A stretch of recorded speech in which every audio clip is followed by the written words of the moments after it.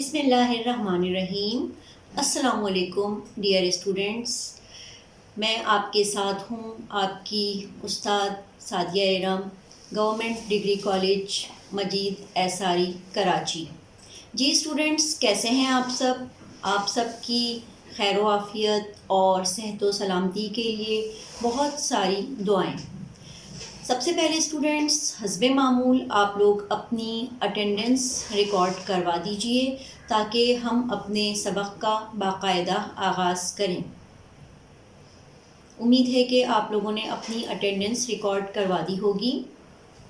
ہماری آج کی on line class, on line lecture number 4 کا آغاز ہوا چاہتا ہے، اور سب سے پہلے حسب معمول آج کی تاریخ۔ آج تاریخ ہے 2 جنوری 2021 اور ہفتے کا دن ہے۔ یہ اسٹوڈنٹس، ہماری گلزار اردو فرسٹ ایئر برائے 11ویں جماعت، اس کتاب کا جو سبق ہے آج ہم پڑھنے جا رہے ہیں، اس کا نام ہے ٹھیلے والا شہزادہ، صفحہ نمبر 22۔ اگر آپ کھولتے ہیں، اگر کتاب آپ کے پاس موجود ہے تو اس میں صفحہ نمبر 22 کھولیے۔ ٹھیلے والا شہزادہ عنوان ہے اور مصنف کا نام ہے خواجہ حسن نظامی۔ ٹھیلے والا شہزادہ، اس عنوان سے اسٹوڈنٹس آپ کے ذہن میں کوئی سوال اٹھتا ہے کہ یہ ایک کیسا مختلف سا عنوان ہے کہ شہزادہ آگے چل کر ٹھیلے والا بن گیا، یا ٹھیلے والا آگے چل کر شہزادہ بن گیا؟ جی ہاں، خواجہ حسن نظامی اسی نوعیت کے رنگا رنگ اور منفرد عنوانات کے حوالے سے مشہور ہیں، لیکن ان کی اصل وجہ شہرت مغلیہ خاندان کے افراد پر انگریزوں کی جانب سے توڑے جانے والے مظالم کی دردناک کہانیاں تحریر کرنا ہے۔ آج ہم جو سبق پڑھیں گے اس کا نام ہے ٹھیلے والا شہزادہ۔ اچھا اسٹوڈنٹس، اہم اسباق کے خلاصے جو ہمارا ٹاپک چل رہا ہے پچھلے 2 ہفتوں سے، اس ٹاپک کے حوالے سے یہ ہمارا آج کا آخری سبق ہے۔ جیسا کہ میں آپ کو بتا چکی ہوں کہ محکمہ کالج ایجوکیشن حکومت سندھ کی جانب سے جو مختصر منظور شدہ سیلیبس ہمیں پڑھانے کے لیے ہدایات دی گئی ہیں، ان میں 4 اسباق کے خلاصے شامل ہیں۔ ان میں سے 3 ہم پڑھ چکے ہیں، میبل اور میں، ماما عظمت، اور اس کے علاوہ کل ہم نے پڑھا تھا بائسیکل کی تعلیم، اور آج آخری ہم خلاصہ پڑھ رہے ہیں ٹھیلے والا شہزادہ۔ اچھا، اب میں آپ کو مصنف کے متعلق کچھ بتانا چاہوں گی سب سے پہلے، لیکن ایک اور بات یہ ہے کہ ان مصنف خواجہ حسن نظامی کا ایک سبق آپ لوگ ہو سکتا ہے کہ میٹرک کلاس میں پڑھ چکے ہوں، بنت بہادر شاہ، اور اگر آپ کے ذہن میں بنت بہادر شاہ سبق موجود ہے تو اس کے پس منظر کے متعلق بھی آپ کو اندازہ ہوگا کہ وہ بھی جنگ آزادی 1857 کے پس منظر میں تحریر کیا گیا تھا۔ اچھا اسٹوڈنٹس، باقاعدہ طور پر کلاس کا آغاز کرنے سے پہلے میں آپ کو ایک ہدایت یہ دینا چاہوں گی کہ آپ لوگ لیکچر کے دوران سوالات نہیں کریں گے۔ جب لیکچر کا اختتام ہو جائے گا تو آخر میں 10 منٹ آپ کو سوال و جواب کے لیے اور ڈسکشن کے لیے ملیں گے۔ اس میں ہم اوپن ڈسکشن بھی کر سکتے ہیں، اور آپ لوگ جو سوالات مجھ سے پوچھنا چاہیں گے سبق کے حوالے سے یا LMS پیج کے حوالے سے، ان کے میں آپ کو جوابات دوں گی۔ اور اسکرین پہ اگر آپ نیچے دیکھتے ہیں تو آپ کو مور کا آپشن نظر آئے گا۔ مور کے آپشن میں ہینڈ ریس کا آپشن ہے، تو وہ استعمال کر کے آپ لوگ سوالات پوچھ سکتے ہیں۔ اب ہم اپنے سبق کا باقاعدہ آغاز کرتے ہیں، لیکن اس سے پہلے مختصر طور پر میں چند ایک چیزیں آپ کو یہ بتا دوں جو آپ کو پیپر میں لکھنی تو نہیں ہے لیکن آپ کی نالج میں ہونی چاہیے۔ خواجہ حسن نظامی کا پورا نام، اصل نام محمد حسن تھا، اور وہ حضرت خواجہ نظام الدین اولیاء رحمۃ اللہ علیہ، جن کا مزار ہندوستان میں دہلی میں واقع ہے، ان کے خاص مریدوں میں سے تھے، اور ان کا سلسلہ نسب ان سے جا کر ملتا ہے، اس لیے خواجہ حسن نظامی کہلاتے ہیں۔ اور خواجہ حسن نظامی نے اپنی تمام تر زندگی دہلی میں ہی بسر کی، اور دہلی میں ہی وفات پائی، اور دہلی میں ہی حضرت خواجہ نظام الدین اولیاء رحمۃ اللہ علیہ کے مزار کے احاطے میں دفن ہوئے۔ یہ مصنف کے متعلق میں نے مختصر سی وہ باتیں بتائی ہیں جو آپ کو بے شک پیپر میں لکھنے کی ضرورت نہیں ہے، لیکن آپ کو معلوم ہونی چاہیے۔ خواجہ حسن نظامی کا جو زمانہ یہاں لکھا ہوا ہے 1878 سے 1957 تک کا ہے، یعنی جنگ آزادی کا جو عظیم واقعہ پیش آیا تھا وہ 1857 تھا، اور اس کے 71 سال کے بعد ان کی ولادت ہوئی اور 1957 میں ان کا انتقال ہوا۔ اب ہم آتے ہیں مصنف کے مختصر تعارف کی جانب۔ خواجہ حسن نظامی اردو کے صاحب طرز نثر نگار ہیں۔ نصاب میں شامل سبق ٹھیلے والا شہزادہ ان کی تصنیف بیگمات کے آنسوں سے ماخوذ ہے۔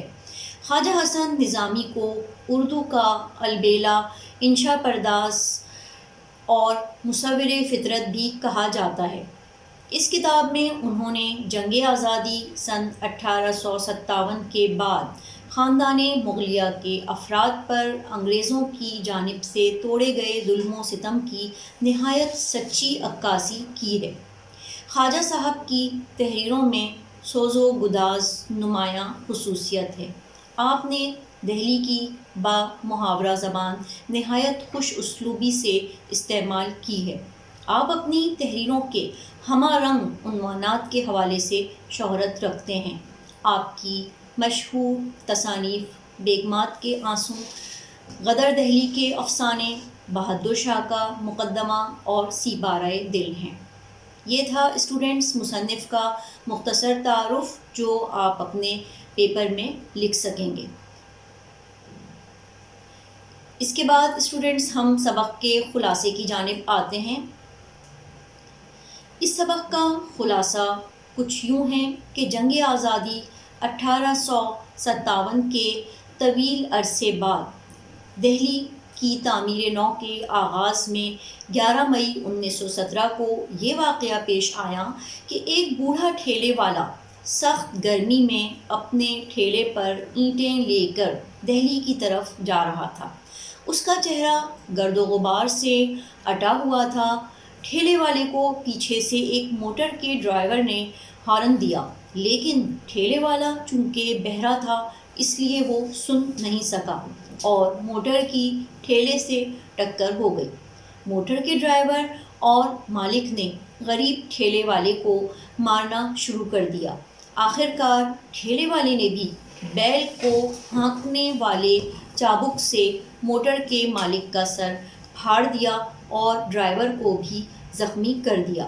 موٹر کا مالک اور ڈرائیور بوکھلا کر اس وقت تو بھاگ نکلے، لیکن بعد میں بوڑھے ٹھیلے والے پر دعویٰ دائر کر دیا۔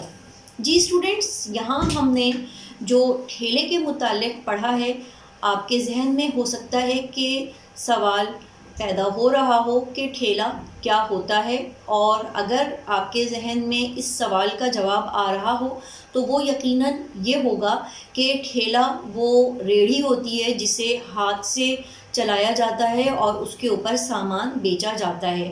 لیکن اسٹوڈنٹس، یہ جس زمانے کا ہم ذکر کر رہے ہیں یعنی 1917، اس زمانے میں ٹھیلا ایک مختلف طرح کی چیز ہوا کرتا تھا۔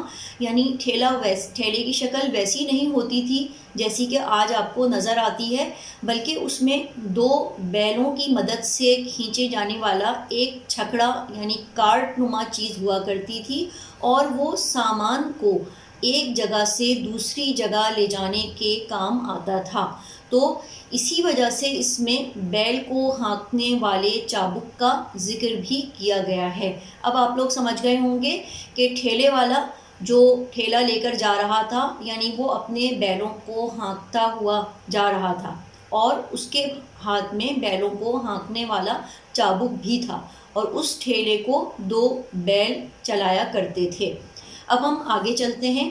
مقدمے کی سماعت کے لیے بوڑھے کو جب عدالت میں انگریز مجسٹریٹ کے سامنے پیش کیا گیا تو اس کا بیان سن کر نہ صرف یہ کہ انگریز مجسٹریٹ اور دونوں مدعی بھی حیران رہ گئے، بلکہ عدالت میں سناٹا چھا گیا۔ بوڑھے ٹھیلے والے نے بتایا کہ اس کا نام ظفر سلطان ہے اور وہ آخری مغل بادشاہ بہادر شاہ ظفر کے بھائی مرزا بابر کا بیٹا ہے۔ اس کا کہنا تھا کہ کبھی وہ خود یہاں عدالت لگاتا اور اہم فیصلے صادر کیا کرتا تھا۔ صفحہ نمبر 2 پر ہم آتے ہیں۔ بوڑھے ٹھیلے والے نے وقوعے کے متعلق عدالت کے روبرو یہ بیان دیا کہ میں بہرا ہوں اور موٹر کی آواز نہیں سن سکا۔ موٹر سواروں نے میری ضعیفی کے باوجود مجھ پر قطعی رحم نہیں کیا اور نہایت بے دردی سے مارا۔ آخر کار ایک حد تک برداشت کرنے کے بعد میں نے بھی بدلہ لیا اور دونوں نوجوانوں کا سر پھاڑ دیا۔ بوڑھے نے مزید کہا کہ اگر آپ شریف لوگوں کا انصاف کرنا چاہتے ہیں تو میں آپ کے فیصلے کے سامنے سر تسلیم خم کرتا ہوں۔ عدالت نے بوڑھے ٹھیلے والے کو رہا کر دیا اور دونوں مجرموں پر جرمانہ عائد کیا کیونکہ وہ جھگڑے کے دوران نشے کی حالت میں تھے اور انہی کی جانب سے حملے میں پہل کی گئی تھی۔ عدالت نے بوڑھے شہزادے کو حکومت کی جانب سے پینشن کی پیشکش بھی کی، لیکن ٹھیلے والے شہزادے نے یہ کہہ کر ٹھکرا دی کہ وہ ٹھیلا چلانے میں ذلت محسوس نہیں کرتا کیونکہ وہ بیلوں پر حکومت کرتا ہے اور خود بیل بن کر کسی کا محکوم نہیں رہنا چاہتا۔ جی اسٹوڈنٹس، یہاں پر پینشن کا ذکر ہے، تو پینشن جیسا کہ آپ لوگوں کو کے علم میں ہوگا کہ کسی بھی سرکاری یا غیر سرکاری ملازمت سے ریٹائرمنٹ کے بعد جو رقم ادا کی جاتی ہے ملازمین کو ادارے کی جانب سے، اسے پینشن کہتے ہیں۔ لیکن بعض اوقات ایسا بھی ہوتا ہے کہ کسی خاص خوبی کی بنا پر مختلف لوگوں کو حکومت کی جانب سے ایک رقم ادا کی جاتی ہے، اسے پینشن کہتے ہیں۔ لیکن یہاں جو پینشن کا ذکر کیا گیا ہے یہ بہادر شاہ ظفر کی حکومت ختم ہونے کے بعد انگریزوں کی جانب سے انہیں ادائیگی کی جاتی تھی۔ اچھا، اب ہم آگے چلتے ہیں۔ رہائی کے بعد جب مصنف نے شہزادے سے اس کے حالات زندگی معلوم کیے تو پتہ چلا کہ جنگ آزادی کی بھگدڑ کے نتیجے میں جب انگریز فوج دہلی میں داخل ہوئی تو بادشاہ بہادر شاہ ظفر تو ہمایوں کے مقبرے کی جانب فرار ہو گئے اور اس نے اپنی نابینا و ضعیف والدہ کے ساتھ کرنال کا رخ کیا۔ اچھا اسٹوڈنٹس، یہ بتاتے چلیں کہ ایک حصہ مکمل ہو چکا ہے اس سبق کا جو پیش منظر تھا۔ پیش منظر یعنی وہ واقعات جو ہمیں سامنے نظر آ رہے ہیں موجودہ عہد کے دوران پیش آئے ہیں، اور اب جو حصہ رہائی کے بعد شروع ہوا ہے کہ رہائی کے بعد جب مصنف نے شہزادے سے اس کے حالات زندگی معلوم کیے تو پتہ چلا، تو یہ وہ حصہ ہے جو اس سبق کا پس منظر ہے۔ صفحہ نمبر 3 پر ہم آتے ہیں۔ راستے میں انگریز فوج کے سپاہی ملے لیکن نابینا بوڑھی خاتون کو ہمراہ دیکھ کر انہیں جانے دیا۔ رات کو ایک گاؤں میں قیام کے دوران ان کی رتھ کے بیل کسی نے چوری کر لیے اور گاڑی بان بھی غائب ہو گیا۔ بیٹا، رتھ پرانے زمانے کی ایک ایسی سواری ہے جس میں مسافر ایک جگہ سے دوسری جگہ جایا کرتے تھے، یعنی آپ اس کو یوں سمجھ لیجئے کہ موجودہ دور میں اگر آپ نے بیل گاڑی دیکھی ہوگی یا بیل گاڑی کا کوئی تصور آپ کے ذہن میں ہوگا تو اس کی ایک بہترین شکل ہوا کرتی تھی جو صاحب حیثیت گھرانے ایک جگہ سے دوسری جگہ جانے کے لیے استعمال کرتے تھے، اور گاڑی بان یوں سمجھ لیجئے کہ اس رتھ کو چلانے والا شخص ہوا کرتا تھا۔ شہزادے نے گاؤں سے کرائے کی گاڑی لینی چاہی تو وہاں کے چودھری نے شہزادے کی والدہ کو اپنے گھر ٹھہرایا اور دوسرے گاؤں سے گاڑی لانے کا بہانہ کر کے شہزادے کی تمام تر جمع پونجی لوٹ لی اور مار پیٹ کر جنگل میں پھینک دیا۔ وہیں ایک وحشی شخص نے شہزادے اور ان کی والدہ پر بدترین تشدد کیا جس کے نتیجے میں شہزادہ قوت سماعت سے محروم ہو گیا اور اس کی والدہ جاں بحق ہو گئیں۔ اسی ویرانے میں شہنشاہ ہند بہادر شاہ ظفر کی بھاوج کو نہایت قسمہ پرسی کی حالت میں دفنا دیا گیا۔ بالآخر ایک مسلمان فوجی کا وہاں سے گزر ہوا جو شہزادے کو اپنے ساتھ لے گیا اور اس کا علاج معالجہ کروایا۔ اس کے بعد شہزادہ ایک خیراتی قافلے کے ساتھ شامل ہو کر مکہ مکرمہ گیا، حج کی سعادت حاصل کی، ملک شام اور بیت المقدس سے ہوتا ہوا بغداد اور پھر وہاں سے کراچی کے راستے دہلی چلا آیا۔ بیت المقدس، جی اسٹوڈنٹس آپ لوگ ہو سکتا ہے کہ اس کو بیت المقدس پڑھتے یا سمجھتے ہوں، لیکن اس کا صحیح تلفظ بیت المقدس ہے۔ بیت المقدس سے ہوتا ہوا بغداد اور پھر وہاں سے کراچی کے راستے دہلی چلا آیا۔ اور واضح رہے کہ یہ ذکر ہے اس زمانے کا جو قیام پاکستان سے قبل کا زمانہ ہے۔ یہاں محنت مزدوری کی اور ٹھیلا خرید کر گزر بسر کرنے لگا۔ اب ہم صفحہ نمبر 4 پر آتے ہیں۔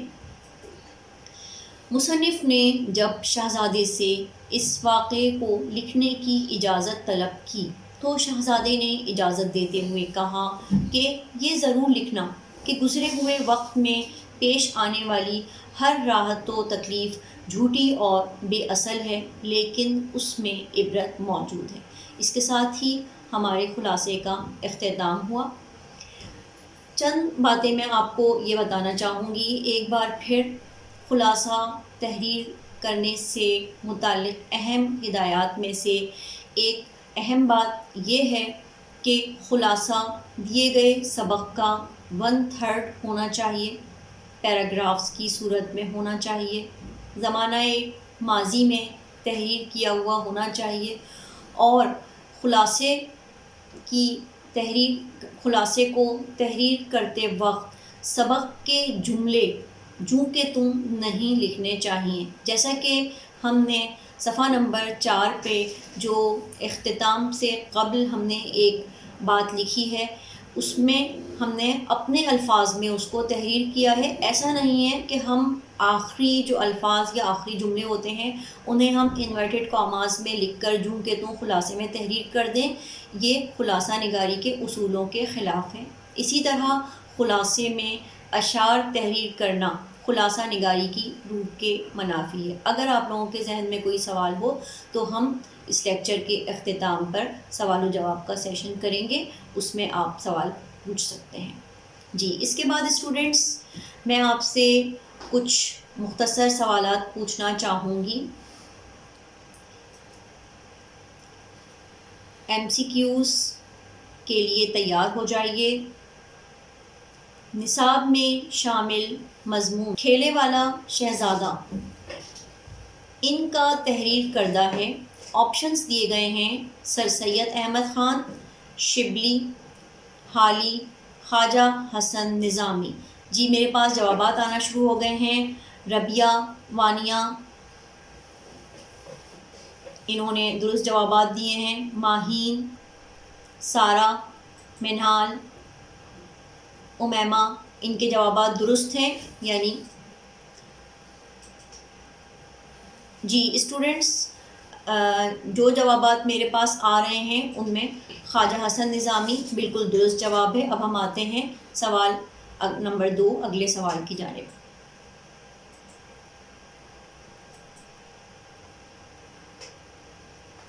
جی مصور فطرت اور اردو کا البیلا انشا پرداز ان کو کہا جاتا ہے؟ شبلی، حالی، خواجہ حسن نظامی، ڈپٹی نذیر احمد۔ جی سوال پورا کرنے سے قبل ہی میرے پاس درست جوابات آنے لگے عائشہ بھٹو کی جانب سے۔ سندس، لائبہ، ماہین، ایمن، اریبہ، ہادیہ، امیمہ، وردہ، ماشاءاللہ بہت لائق فائق قابل اسٹوڈنٹس سے میں مخاطب ہوں اور مجھے بہت خوشی ہے اس بات کی۔ جی اسٹوڈنٹس ہم اب اگلے سوال کی جانب جاتے ہیں، تیار ہو جائیے۔ ٹھیلے والے شہزادے نے اپنا نام بتایا: ظفر سلطان، بابر سلطان، اکبر سلطان، احمد سلطان۔ جی اسٹوڈنٹس آپ کی یادداشت کا امتحان ہے۔ جی امیمہ، سندس، عائشہ، ہادیہ، خدیجہ، لائبہ، مناہل، صفا، مہوش، جی ان سب کی طرف سے بالکل درست جوابات آئے ہیں، اور بہت سے دوسرے بچوں کی جانب سے بھی جنہوں نے ان آپشنز کے نمبر میرے پاس بھیجے ہیں کہ ظفر سلطان ٹھیلے والے شہزادے کا اصل نام تھا؟ جی ایک بار پھر آپ کی یادداشت کا امتحان لینے کے لیے ہم اگلے سوال کی جانب جاتے ہیں۔ سبق ٹھیلے والا شہزادہ خواجہ حسن نظامی کی اس تصنیف سے ماخوذ ہے۔ بہادر شاہ کا مقدمہ، بیگمات کے آنسو، غدر دہلی کے افسانے، سپارہ دل۔ جی سوال مکمل کرنے سے قبل ایک بار پھر ماشاءاللہ میرے لائق فائق اسٹوڈنٹس کی طرف سے جوابات آنے لگے، اور وہ بھی بالکل درست۔ عائشہ، لائبہ، مہوش، خدیجہ، اریبہ، ماہین، منیبہ، اریبہ، صوبیہ، بالکل درست کہ بیگمات کے آنسو وہ تصنیف ہے خواجہ حسن نظامی کی جس سے یہ سبق ٹھیلے والا شہزادہ ماخوذ ہے۔ جی اب ہمارا یہ سوال ہے کہ ان مشہور نثر نگار نے اپنی تحریروں میں مغلیہ خاندان پر انگریزوں کے مظالم کی سچی تصاویر پیش کیں۔ آپشنز ہیں: محمد حسین آزاد، حالی، خواجہ حسن نظامی، ڈپٹی نذیر احمد۔ جی یقینی طور پر آپ لوگوں کے جوابات آ رہے ہیں اور ظاہر ہے کہ بالکل درست آ رہے ہیں۔ صوبیہ، لائبہ، ماہنور، اریبہ، سارہ، وانیہ، عائشہ، مناہل، لائبہ، سیدہ آمنہ۔ ویری گڈ، ماشاءاللہ۔ مجھے بہت خوشی ہے کہ جو کچھ میں پڑھا رہی ہوں وہ آپ لوگ اچھی طرح نہ صرف سمجھ رہے ہیں بلکہ فوری طور پر جوابات دینے کے قابل بھی ہیں۔ اچھا اسٹوڈنٹس، یہ تو تھا آپ کی قابلیت یا یادداشت کا، بلکہ اس سے بھی بڑھ کر کہنا چاہیے کہ حاضر دماغی کا ایک مختصر سا امتحان، یعنی یہ وہ ایم سی کیوز ہیں جو ہم نے اس لیکچر کے دوران آپ سے پوچھے اور آپ نے ان کے ماشاءاللہ بالکل درست جواب دیے۔ اب ہم آتے ہیں اس سبق میں موجود ان الفاظ و معنی پر جو شاید آپ کے لیے مشکل تو نہ ہوں لیکن نئے الفاظ ہوں، ان کے معنی میں آپ کو بتانا چاہوں گی۔ میں الفاظ اور معنی ساتھ ساتھ پڑھ رہی ہوں۔ ضعیف و ناتواں، بہتر ہے کہ آپ لوگ اگر اپنی کتاب آپ کے پاس موجود ہے تو وہ کھول لیں اور پینسل سے انڈر لائن کر لیں ان الفاظ کو، چاہے ان کے معنی لکھیں یا نہ لکھیں، لیکن بہتر ہے کہ ان الفاظ کو کم از کم آپ انڈر لائن کر لیں۔ اچھا اسٹوڈنٹس، یہ بتاتی چلوں کہ ایم سی کیوز میں اسباق اور نظموں کے الفاظ کے معنی بھی پوچھے جاتے ہیں، اس وجہ سے میں نے لیکچرز میں ہمیشہ الفاظ و معنی شامل کیے ہیں۔ الفاظ و معنی کی طرف ہم آتے ہیں۔ ضعیف و ناتواں، اس کے معنی ہیں نحیف و نزار، کمزور۔ مفلس و نادار کے معنی ہیں غریب۔ دماغ آرائیاں کا مطلب ہے غور و فکر۔ ستم کاریاں کے معنی ہیں ظلم و ستم۔ ظلم و جوار یہاں پر لکھا ہوا ہے لیکن اس لفظ کو ظلم و جور پڑھا جاتا ہے۔ ستم ظلم۔ مغلوب، جس پر غالب آ جائے، یعنی جس پر کوئی غالب آ جائے۔ موٹر بان، موٹر چلانے والا۔ ماجرائے عبرت، سبق سکھانے والا ماجرا یا احوال۔ سرکش، باغی۔ دکھن، تکلیف۔ حراست، نگرانی یا قید۔ محکوم کہتے ہیں غلام کو یا جس پر کوئی حکومت کر رہا ہو۔ کس برتے پر، کس برتے پر کا مطلب ہے کہ کس دلیری پر، کس بہادری سے۔ اگلے کالم میں جو الفاظ ہیں ترکی بترکی جواب دینا۔ اسٹوڈنٹس یہ ایک محاورہ ہے۔ جوہر دکھانا، اچھا ترکی بترکی جواب دینا کے معنی ہے کہ جیسا کوئی کہے ویسا ہی جواب دینا۔ جوہر دکھانا، صلاحیت کا مظاہرہ کرنا۔ مدعا علیہ، جس کے خلاف دعویٰ کیا جائے۔ دعویٰ کا مطلب یہ ہے کہ جس کے خلاف کوئی عدالت میں مقدمہ دائر کیا جائے اور کہا جائے کہ اس نے ہمارے ساتھ یہ ظلم یا زیادتی یا ہماری کسی چیز پر قبضہ کیا ہے۔ مدعی، دعویٰ کرنے والا۔ ہیلے حوالے، ہیلے بہانے۔ گنوار، جاہل، اجڑ۔ گور، قبر۔ وار، حملہ۔ بے اصل، بے اصل کے معنی ہے بے بنیاد، جس کی کوئی حقیقت نہ ہو، بے حقیقت۔ کٹھن، دشوار۔ دم بخود ہونا، حیران، رہ جانا. ساجھے، ساجھے کا مطلب ہے شرکت اور ساجھی کا مطلب ہے حصے دار. یہ تھے سبق کے نئے الفاظ و معانی جن کے متعلق میں نے آپ کو بتا دیا ہے. اچھا اسٹوڈنٹس، تلفظ کے حوالے سے بھی ایک بات میں آپ کو بتا دوں کہ اگر ہم مصنف کا نام تحریر کرتے ہیں تو وہ لکھا ہوا ہے خواجہ حسن نظامی، لیکن اگر ہم اس کو پڑھیں گے تو یہ اس طرح پڑھا جائے گا کہ خواجہ حسن نظامی. یہ بات آپ یاد رکھیے گا. اچھا اسٹوڈنٹس، اس کے ساتھ ہی ہمارے آج کے سبق کا اختتام ہوا، آج کا لیکچر مکمل ہوا. اب میں یہ چاہوں گی کہ آپ میں سے جن اسٹوڈنٹس کو بھی جو بھی سوال پوچھنا ہے سبق کے حوالے سے، لیکچر کے حوالے سے، تو آپ لوگ مور کے آپشن میں جا کر اور ہینڈ ریز کا آپشن یوز کریں. ہینڈ ریز پر رہیے آپ لوگ، اور پھر جو سوال پوچھیں گے تو میں اس کا جواب آپ کو دیتی ہوں. اچھا اسٹوڈنٹس، آپ کو یہ بتاتی چلوں کہ مائک کا کنٹرول ہمارے پاس ہے. آپ میں سے جو اسٹوڈنٹ بھی مور کے آپشن میں جا کر ہینڈ ریز کا آپشن یوز کرے گا تو ہم اس کا مائک آن کر دیں گے، پھر آپ سوال پوچھ سکیں گے. کوئی بھی سوال، کوئی بھی بات، کسی بھی لفظ کے معنی جو میں نے یہاں پر آپ کو نہ بتائے ہوں یا نہ تحریر کیے ہوئے ہوں اور آپ کو سمجھ میں نہیں آ رہے ہوں، یا کوئی بھی ترکیب، تو آپ سوال پوچھ سکتے ہیں. اچھا students, L M S page پر آپ لوگوں کی رجسٹریشن کے حوالے سے میں ایک بار پھر واضح کرتی چلوں کہ جی آر نمبر لکھا ہوا ہے وہاں، اور اس کا مقصد یہ ہے کہ اسٹوڈنٹس بالکل جینین ہو.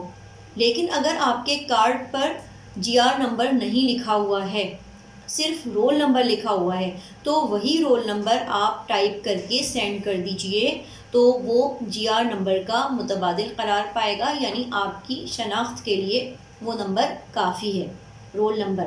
اچھا، اسی طرح سے اب ہمارے پاس جو سیکشنز موجود ہیں، گرلز کے سیکشنز جیسے کہ شروع ہوتے ہیں ہمارے کالج میں ڈی سے، فرسٹ ایئر ڈی، ای، ایف، جی، ایچ، یہاں تک ہمارے کالج کے سیکشنز ہیں. تو وہ تمام اسٹوڈنٹس جو میرے پاس گروپ میں ایڈڈ نہیں ہیں، یعنی میرے پاس ایک گروپ ہے first year pre medical. First year pre medical میں جو اسٹوڈنٹس ایڈڈ ہیں وہ ہیں فرسٹ ایئر جی اور فرسٹ ایئر ایف کے اسٹوڈنٹس. فرسٹ ایئر ایف اور فرسٹ ایئر جی کے اسٹوڈنٹس ہیں جو ایڈڈ ہیں، اور فرسٹ ایئر ایف میں بھی میرے پاس وہ اسٹوڈنٹس ایڈڈ ہیں جو فرسٹ ایئر ایف ون کے اسٹوڈنٹس ہیں. لیکن آپ کو بتاتی چلوں کہ آپ لوگ یہ لنک اپنے تمام کلاس فیلوز کے ساتھ شیئر کر سکتے ہیں، اور بہت بہتر ہے کہ شیئر کریں تاکہ اور دیگر اسٹوڈنٹس کا بھی فائدہ ہو جائے. تو پری میڈیکل کے جو ہمارے سیکشنز ہیں ایف اور جی، تو اس کے تمام اسٹوڈنٹس اس لنک سے استفادہ کر سکتے ہیں. پھر جی سیکشن کو بھی ایڈ کر لیا گیا ہے. جی، سوال یہ ہے کہ آپ کو بیٹا یہ باقی خلاصے جو اسٹوڈنٹس کلاسز اٹینڈ نہیں کر سکے، میرا خیال ہے کہ جی سیکشن سے آپ کا تعلق ہوگا، تو آپ لوگ پلیز جب کوئی سوال کیا کریں تو اپنا نام کلاس سیکشن ضرور ٹائپ کیا کریں، چاہے یہاں پر، چاہے جب آپ مجھے واٹس ایپ پر میسج کرتے ہیں، تاکہ مجھے جواب دینے میں آسانی رہے. جس طرح آپ نے وہ لنک سینڈ کیا ہوا ہے اسے ہم فارم پر فل کر رہے تھے اس کا، تو مس اس میں جس طرح کے سیکشن کے وہ آتے ہیں آپشنس آتے ہیں، تو اس میں ہمارا جی کا سیکشن نہیں ہے. تو آپ ہمیں بتا دیں کہ ہم کس سیکشن میں وہ کلک کریں اور کس میں ایڈ ہو. ان سے کہیں کہ فی الحال کوئی بھی سیکشن آپ ڈال دیں، ہم اس میں ڈال دیں گے جی سیکشن. فی الحال آپ اس میں کوئی بھی سیکشن اپنا مینشن کر دیں، ہم اس میں جی سیکشن شامل کر دیں گے، اس میں کوئی ٹینشن والی بات نہیں ہے. تو آپ سے مجھے یہ کہنا تھا کہ آپ لوگ اس لنک کو فرسٹ ایئر کے کسی بھی اسٹوڈنٹ سے شیئر کر سکتے ہیں، چاہے وہ ہمارے کالج کے کسی بھی سیکشن میں زیر تعلیم ہو. اور اس آپ ٹینشن میں مت آئیے کہ جی سیکشن شامل نہیں ہے، یا یہ کہ جی آر نمبر ہمارے کارڈ پہ مینشن نہیں ہے. آپ کے کارڈ پر اگر رول نمبر لکھا ہوا ہے آپ وہ ٹائپ کر دیجئے، اور آپ اگر جی سیکشن شامل نہیں ہے تو آپ بے شک اس میں ایف لکھ دیجئے، ہم اس میں بعد میں اس میں کر لیں گے کریکشن. بتا دیں کہ تمام ویڈیوز جو ہے وہ یوٹیوب پہ موجود ہیں. اچھا اسٹوڈنٹس، یہاں میرے پاس ایک سوال یہ آیا ہے کہ ہم نے باقی کلاسز نہیں لی یا باقی خلاصے ہم نے ویڈیوز نہیں دیکھی. تو بیٹا میرے تمام لیکچرز جو اب تک میں نے آن لائن کلاسز لی ہیں تو وہ یوٹیوب پر آپ دیکھ سکتے ہیں. یوٹیوب پہ میرا چینل ہے جسے آپ سبسکرائب کریں اور اس میں آپ کو میرے تمام لیکچرز مل جائیں گے، اور آگے بھی ہماری جو آن لائن کلاسز ہوں گی وہ بھی یوٹیوب پر وہ لیکچرز اپلوڈ کر دیے جائیں گے. اس کی وجہ یہ ہے کہ جو اسٹوڈنٹس کسی بھی وجہ سے آن لائن کلاس نہیں لے سکتے تو وہ یوٹیوب کے ذریعے اس وقت بھی اور بعد میں جب بھی آپ دیکھنا چاہیں گے، ایک دفعہ 2 دفعہ یا کئی دفعہ جتنی بار بھی آپ لوگ دیکھنا چاہیں سننا چاہیں تو آپ لوگ وہ اس لیکچر سے استفادہ کر سکیں گے. تو میرے تمام لیکچرز یوٹیوب پر موجود ہیں، اور اگر کوئی نہیں بھی ہے اب تک کی کلاسز کا تو وہ بعد میں اپلوڈ کر دیا جائے گا. اور آگے بھی اب ہمارا اہم اسباق کے خلاصے والا ٹاپک مکمل ہو گیا ہے آج ہی. اس کے بعد اگلا ٹاپک میں آپ کو اگلی کلاس میں انشاءاللہ تعالیٰ بھجوا دوں گی، اور یوٹیوب پر انشاءاللہ تعالیٰ وہ بھی اپلوڈ کر دیا جائے گا.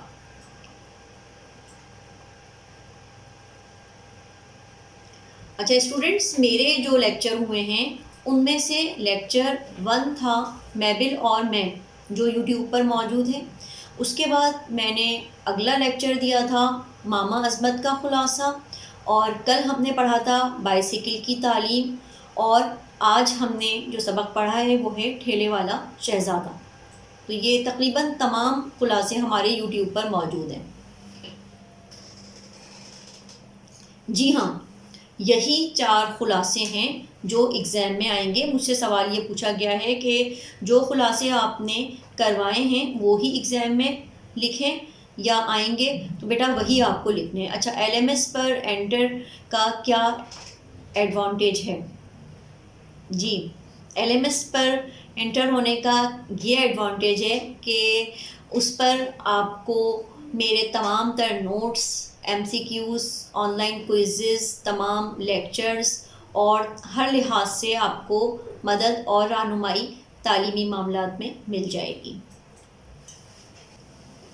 اچھا اس پر اسٹوڈنٹس اسائنمنٹس بھی آپ کو دیے جائیں گے اور تمام لیکچرز کی ویڈیوز بھی اس پر اپلوڈ کر دی جائیں گی. جی یہ ایک سوال میرے پاس آیا ہے کہ خلاصے میں کوٹیشن لکھ سکتے ہیں؟ بیٹا خلاصے میں کوٹیشن بہتر ہے کہ نہ لکھیں. دیکھیے ایک بار پھر میں آپ کو بتائے دیتی ہوں کہ خلاصے کے نمبر ہیں ٹوٹل 8 نمبر کا یہ سوال ہے، اور اس میں 2 مارکس ہیں مصنف کا مختصر تعارف تحریر کرنے کے. اور مصنف کے مختصر تعارف میں آپ کو کوئی لمبی چوڑی تفصیلات نہیں لکھنی ہے. جتنا میں نے مصنف کا مختصر تعارف یہاں پیش کیا ہے وہ بہت کافی ہے، اس میں کوٹیشن نہ لکھیں. کیونکہ اسٹوڈنٹس یہ بہت بڑی غلطی کرتے ہیں کہ بہت طویل سوالات کر دیتے ہیں، کیونکہ یہ مختصر جوابات کے سوالات کا پورشن ہے حصہ ب، اور اس کے بعد آخر میں وہ ٹائم مینجمنٹ جب نہیں کر پاتے تو ان کے جو زیادہ نمبروں والے سوالات ہیں یعنی ان کے تبصرے وہ ادھورے رہ جاتے ہیں. تو یہ 8 نمبر کا سوال ہے، اس میں ایکسٹرا آرڈنری کیس میں بہت ہی زیادہ غیر معمولی صورت میں آپ کو 6 نمبر ملیں گے، یعنی 5 نمبر ملیں گے اگر آپ نے بہت ہی اچھا کیا، اور 6 نمبر تو سمجھ لیجئے کہ حد ہے، وہ بہت ہی کم کوئی آپ کو ایگزامینر دے سکتا ہے. اس لیے اس کو اس قدر طویل نہیں کرنا ہے. جی ٹیچر السلام علیکم. وعلیکم السلام. ٹیچر ہمیں نا یہ بتائیے گا کہ ہم نے نا پچھلی کلاسز نہیں لی، کچھ پرابلم کی وجہ سے طبیعت بھی خراب تھی، اس وجہ سے آپ اپنے چینل کا نام بتا دیں گی پلیز؟ میں آپ کو اس کا لنک سینڈ کر دوں گی. اچھا یہ آپ کا ہم کر کے جو گفتگو کا انداز ہے یہ مجھے بہت پسند آیا، بہت اچھا لگا اتنے عرصے کے بعد آپ کی آواز سن کر. جی عائشہ، تو ایسا ہے کہ اس کا یوٹیوب چینل کا میں آپ کو، اگر آپ گروپ میں جاتی ہیں تو آپ کو وہاں پر مل جائے گا، اور اگر نہیں تو میں ایک بار پھر آپ کو وہ سینڈ کر دوں گی.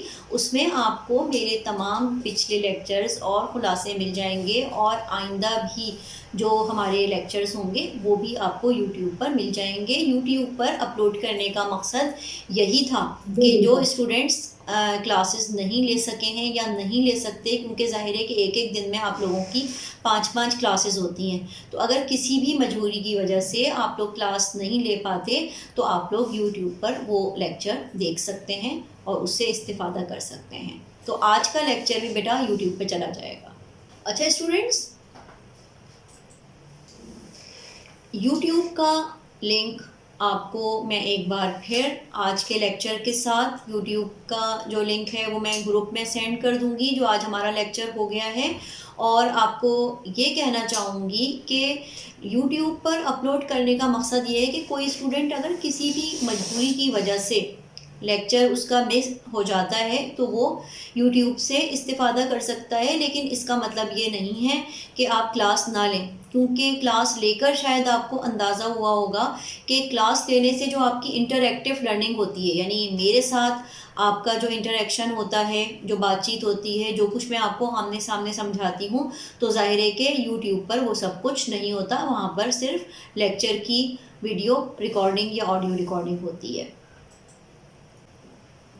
اچھا اسٹوڈنٹس، آپ لوگوں کو یوزر نیم اور پاسورڈ بھیجنے میں، آپ لوگوں کو لاگ ان کرنے میں کچھ ٹائم لگتا ہے، کیونکہ کئی 100 اسٹوڈنٹس ہیں. آپ لوگوں کو اندازہ ہوگا کہ ہمارے ایک ایک سیکشن میں 350 اسٹوڈنٹس ہیں، تو اتنی بڑی تعداد کو لاگ ان کرنے، ان کے یوزر نیم اور پاسورڈ بنانے میں ٹائم لگتا ہے. اور ظاہر ہے کہ آپ کو معلوم ہے کہ میں آپ کے اکیڈمکس پر بھی تیاری کے ساتھ آپ کو لیکچر دیتی ہوں، تو آپ لوگ صبر و تحمل سے انتظار کریں. بیچ میں اگر ایک ہفتہ ہو جاتا ہے آپ کو کیے ہوئے تو پھر آپ لوگ مجھے میسج کر سکتے ہیں. اور کوئی سوال اسٹوڈنٹس؟ جی اسٹوڈنٹس، یہ میرے پاس سوال آیا ہے اسباق کے کویسچن آنسر کے حوالے سے. یہ جو ہمارا سبق ہے ٹھیلے والا شہزادہ، اس کا خلاصہ اور ایم سی کیوز اور جو مشق میں سوالات دیے گئے ہیں آخری صفحے پر، صفحہ نمبر 29 پر، تو وہ اہم ہیں. مختصر سوال و جواب اس کے آئیں گے، مشق میں شامل سوالات، ایم سی کیوز، خلاصہ اور اس سبق کے مصنف کے طرز تحریر کی خصوصیات پر تبصرہ اہم ہے. اور کنڈنس سیلیبس آپ لوگوں تک پہنچ چکا ہوگا یقینی طور پر، اور اگر نہیں تو وہ بھی آپ کو ایل ایم ایس پیج پر مل جائے گا. ایل ایم ایس پیج کا جو لنک ہے وہ میں آن اینڈ آف یعنی وقتاً فوقتاً میں اپلوڈ کر رہی ہوں، گروپ میں بھیج رہی ہوں، واٹس ایپ گروپ میں، اور ساتھ ساتھ یوٹیوب کا بھی ہمارا جو آج کا لیکچر ہوا ہے وہ بھی میں آج ہی بھیج چکی ہوں.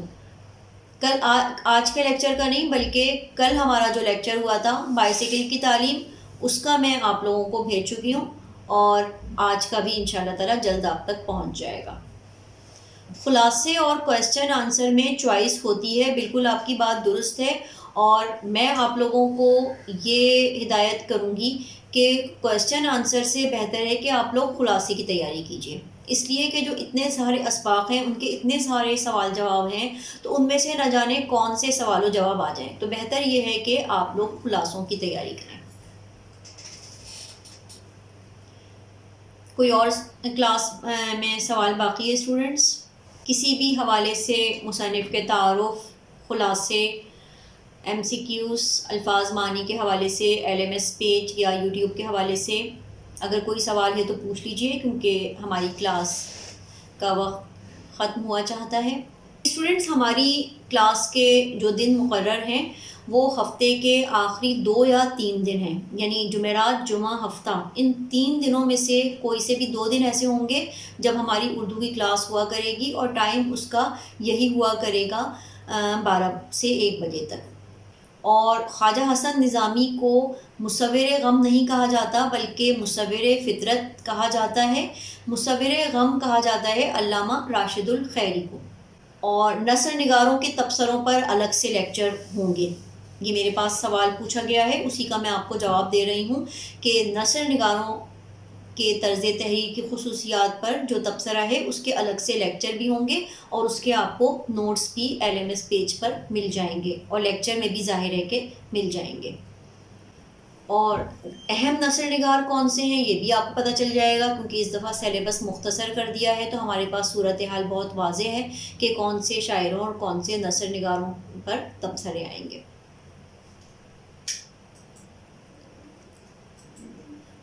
ٹیچر جی بیٹا۔ ٹیچر ہمیں آپ سے یہ بات کرنی تھی کہ دیکھیے گا میں نا گاؤں آئی ہوئی نا کچھ مطلب کون سا گاؤں ہے نام تو بتائیے مجھے۔ اردو کچھ سبجیکٹ کی کون سا گاؤں ہے نام کون سا گاؤں ہے نام بتائیے پہلے، میں پاکستان کے ایک ایک گاؤں سے واقف لیا ہوں۔ کے قریب ہے، مطلب کہ ملتان کے قریب۔ اچھا ملتان کے قریب ہے۔ اچھا نام تو بتائیے، کوئی تو نام ہوگا لیا، بیچارے گاؤں تو کا، ادھر میں کچھ پرابلم نام بتائیے، نام کس کا نام؟ گاؤں کا نام۔ جی مجھے بہت خوشی ہوگی نا، گاؤں کا نام۔ گاؤں کا نام ہے لیا چبارہ۔